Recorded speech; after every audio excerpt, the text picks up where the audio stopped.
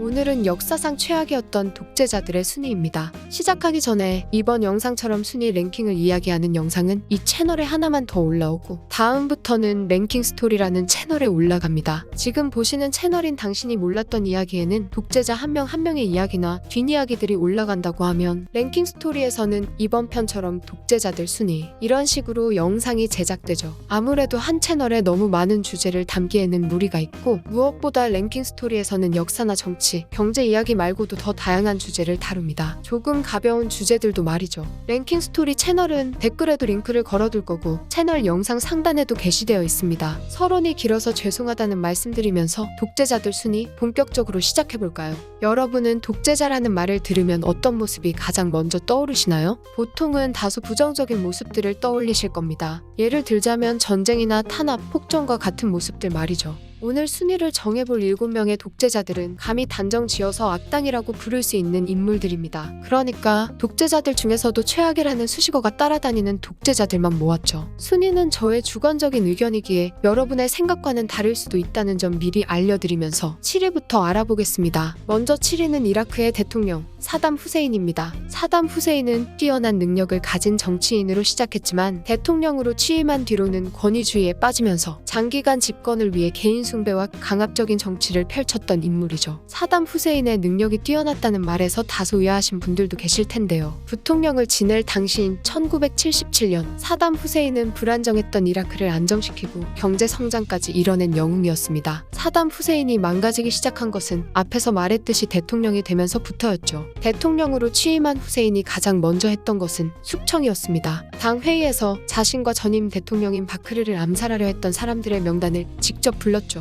이름이 불린 이들은 하나씩 끌려나갔습니다. 이때 사담 후세인의 입에 올랐던 60명의 당원들은 대부분 처형되었고 처형된 이들의 가족들도 모두 처형해버렸죠. 이 사건 이후로 겁에 질린 당원들은 사담 후세인에게 충성을 맹세하기 시작했습니다. 끔찍한 신고식을 치른 후세인은 권력의 맛을 보게 된 건지 원래 그런 인물이었는지는 몰라도 권위주의에 빠져 날뛰기 시작합니다. 일명 공포로 시작해서 공포로 끝나는 정치의 달인이었죠. 자신의 마음에 조금이라도 들지 않으면 작당모의와 같은 죄로 엮어서 체포하거나 본인이 직접 총으로 그 자리에서 처형하기도 했습니다. 후세인이 집권한 이후 이라크의 정치인들은 3,000명이 넘게 죽어나갔죠. 주민들의 사정도 정치인들과 별반 다르지 않았습니다. 이라크 전역에 퍼져있는 비밀경찰들이 주민들의 일거수일투족을 감시하며 약간의 불만이라도 표출하면 체포해 갔죠. 이때 잡혀간 주민들은 끔찍한 짓들을 당해야 했고 끔찍한 짓들이 끝나면 이들을 기다리는 건 공개 처형이었습니다. 통계에 따르면 후세인의 탄압 속에서 숨져간 이들의 숫자만 적어도 50만 명에 이른다고 하죠. 독재자로서 보통 사람들은 절대 누릴 수 없는 권력을 누린 후세인의 말로는 많이 비참했습니다.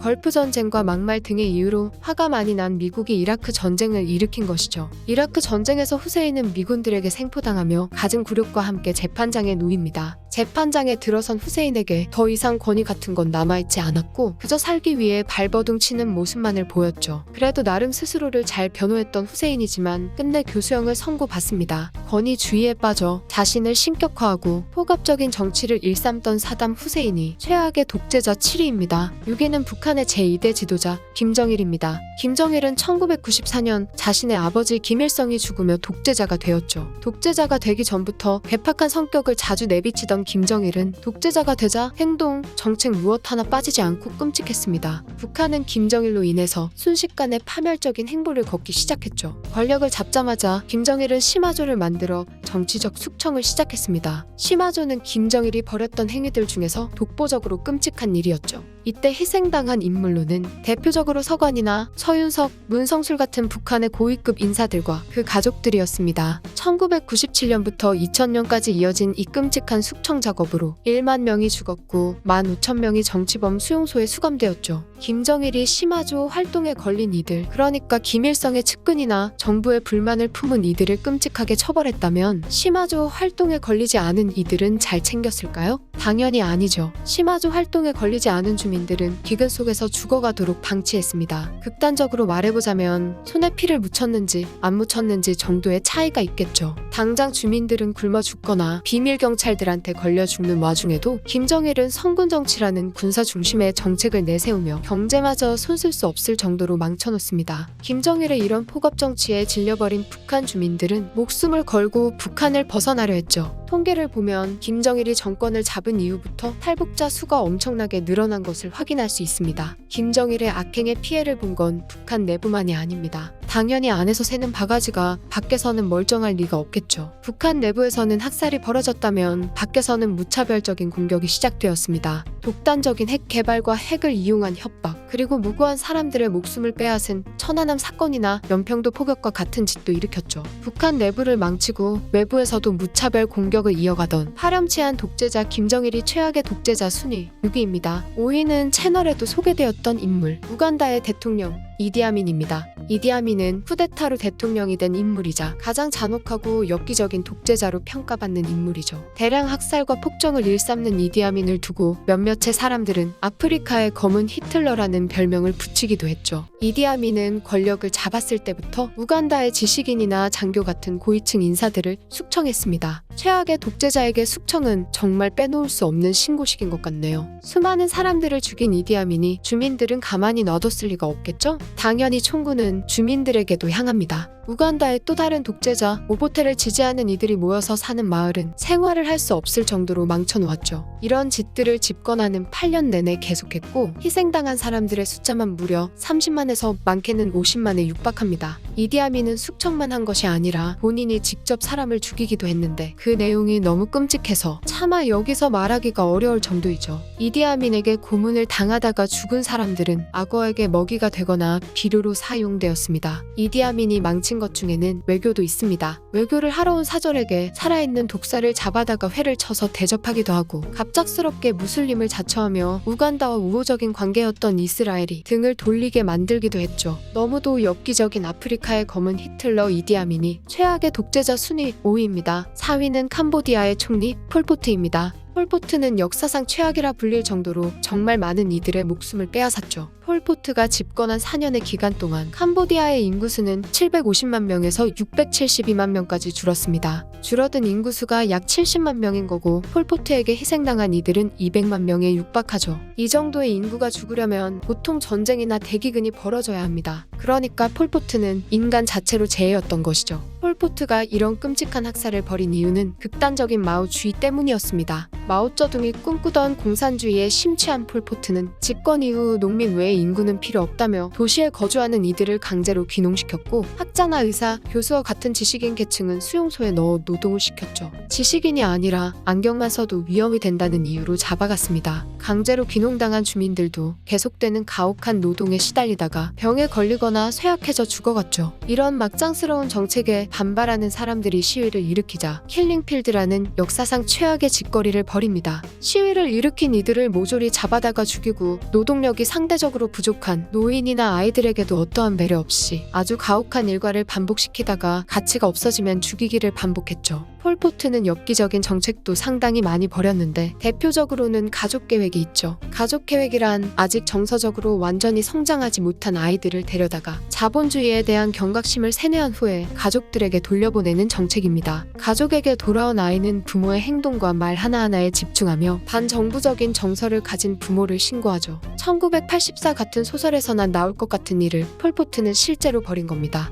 공산주의에 미쳐 자국민들을 끔찍한 죽음으로 몰아넣은 폴포트가 독재자 순위 4위입니다. 3위는 중화인민공화국의 초대 주석 마오쩌둥입니다. 마오쩌둥은 근대적인 사회주의를 만들겠다며 중국을 오히려 퇴보의 길로 걷게 한 인물이죠. 대표적으로는 대약진 운동과 문화대혁명이 있습니다. 마오쩌둥의 이 두 가지 정책으로 중국은 유례없는 폭력의 시대를 맞이하죠. 먼저 대약진 운동은 농공업을 키우기 위해서 진행한 정책입니다. 중국의 강점인 인구수를 이용해서 열강 국가들의 생산력을 따라잡자는 생각에서 고안되었죠. 시작은 그럴듯해 보였을지 몰라도 진행이 되면 될수록 밭에서 철공업을 진행하는 말도 안 되는 계획과 노동자와 당 사이의 지방 관리들이 벌이는 장난질로 중국 농공업은 악순환이 되어갔습니다. 맞출 수 없는 생산량을 맞추기 위해 사람들은 멀쩡한 금속이나 농기구들도 상납했죠. 대약진 운동 중에서도 최악을 고르라고 한다면 대규모 해충 박멸 운동인 제4의 운동을 들 수 있습니다. 채널에도 소개된 적이 있는 제4의 운동은 모기와 파리치 마지막으로 참새를 박멸하는 운동이었죠.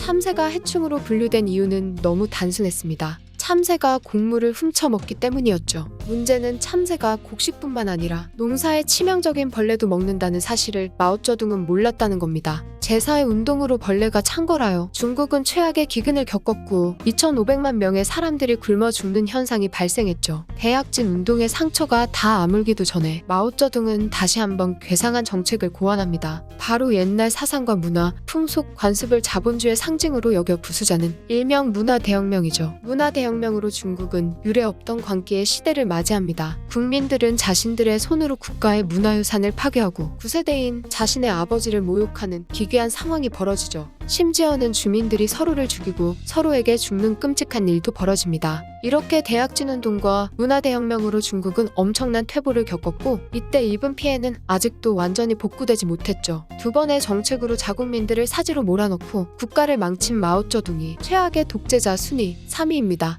2위는 30년 동안 소련의 지도자로 군림했던 이오시프 스탈린입니다. 스탈린은 부정적인 평가가 만연한 인물이기는 하지만 긍정적인 평가도 충분히 나올 수 있는 인물이죠. 스탈린이 집권하던 시기 소련은 제2차 세계대전의 연합국으로 참전하여 큰 성과를 거두고 공산주의 국가 중 사례가 몇 없는 발전을 이뤄냈습니다. 다시 말하자면 능력 없는 독재자는 아니었다는 것이죠. 하지만 발전을 이루는 과정에서 스탈린이 벌였던 악행은 엄청났습니다. 권력을 잡은 스탈린은 바로 부자 농부들을 체포했고 그들에게서 빼앗은 땅과 가축들을 국가에 귀속시켰죠. 잡아들인 분홍들은 굴라크 수용소에 갇히거나 처형당했습니다. 토지가 없는 농민들은 국가의 농장에서 일을 하게 했죠. 스탈린의 이런 강압적인 정책은 당연히 반발이 심했고 봉기로 이어졌지만 스탈린은 무장한 당원들과 경찰을 이용해 봉기를 진압합니다. 농민과의 전쟁이라 불리는 이 정책을 시행한 지 불과 2년 만에 수십만 명의 주민들이 수감되거나 처형되었죠. 사실 농민과의 전쟁에서 죽어나간 사람들 중에는 처형당한 이들보다 굶어 죽은 이들이 더 많습니다. 급하게 집단화를 진행한 스탈린의 결정으로 소련에는 기근이 찾아왔는데 당시 소련의 자치공화국인 우크라이나는 이 대기근의 영향으로 1,100만 명에서 1,500만 명의 사람들이 죽었죠. 스탈린 하면 역시 대숙청도 빼놓을 수 없죠. 대숙청은 소련의 모든 분야에서 스탈린을 조금이라도 비판하면 싹 다 숙청한 사건으로 1937년부터 1938년까지 딱 1년 동안 무려 100만 명에 가까운 사람들이 죽었습니다. 대숙청 외에도 스탈린은 러시아 정교회를 억압하여 숙청했고 한인들을 강제 이주시키거나 지도급 인사들을 총살하는 만행도 저질렀습니다. 이렇게 많은 사람들이 죽어나갔던 이유는 딱 하나, 스탈린의 절대 권력을 만들기 위해서였죠. 우리와 관련된 일로는 6.25 전쟁을 승인한 것입니다. 스탈린은 6.25 전쟁을 허가하고 김일성을 지원하기로 약속했죠. 자신이 잡은 권력을 굳히기 위해서 엄청난 사람들을 숙청한 공포 정치의 대가 스탈린이 최악의 독재자 순위 2위입니다. 대망의 1위는 나치 독일의 총통 아돌프 히틀러입니다. 히틀러는 아무런 능력도 없이 정말 말 하나로 권력을 잡게 된 인물로 악당의 대명사 같은 이름이 된 인물이기도 하죠. 스탈린과 함께 독재자를 이야기할 때는 절대 빠지지 않고 등장하는 인물이기도 합니다. 스탈린과 히틀러의 차이 중 가장 큰 것은 아무래도 능력이 아닐까 싶은데요. 소련을 세계 최강국으로 만든 스탈린에 비해 히틀러는 웅변술 외에는 아무것도 없는 무능한 독재자였죠. 극한의 민족주의와 반유대주의를 가진 히틀러는 세계 전쟁에서 점령하는 지역마다 엄청난 짓을 자행하고 다닙니다. 히틀러가 죽인 사람들은 대표적으로 유대인과 슬라브족, 그 밖에도 집시라고 불리는 북부 인도의 롬족과 동성애자부터 장애인 그리고 정치범까지 수도 종류도 다양했습니다. 이때 히틀러가 죽인 사람들의 수만 1,100만 명에 육박하죠. 희생당한 사람들 중 절반 이상이 유대인이었는데 600만이라는 숫자는 유럽 전역에 분포된 유대인의 3분의 2에 해당하는 숫자입니다. 하나의 민족을 말살시킬 뻔한 것이죠. 히틀러가 이들을 죽일 때 사용한 방법들도 상당히 끔찍하고 엽기적입니다. 가스를 이용하거나 얼리고 심지어는 굶겨 죽이기까지 다양한 방법으로 자행했죠. 히틀러와 나치 독일은 무수히 많은 사람들을 그냥 죽이기도 했지만 강제로 실험에 이용하기도 했습니다. 나치 독일이 행했던 실험의 내용은 많이 끔찍하니 자세히 적지는 않도록 하죠. 다른 것들을 모두 떠나서 히틀러는 인류 역사상 가장 끔찍했던 전쟁을 일으켰습니다. 바로 제2차 세계대전이죠. 6년 동안 벌어진 세계 전쟁으로 엄청난 사람들이 죽어나갔고 재산 피해도 극심했습니다. 전쟁으로 무고한 생명을 죽게 만든 악당의 대명사 히틀러가 최악의 독재자 순위 1위입니다. 오늘은 이렇게 역사 속에서 가장 최악이었던 독재자들의 순위를 정하고 벌였던 사건들도 간단하게 알아봤는데요. 임의적으로 순서를 정하긴 했지만 7명 모두 누가 더 낫다고 할 수 없을 정도로 끔찍했죠. 역사 속 최악의 독재자 7인의 순위, 이번 편은 여기까지입니다.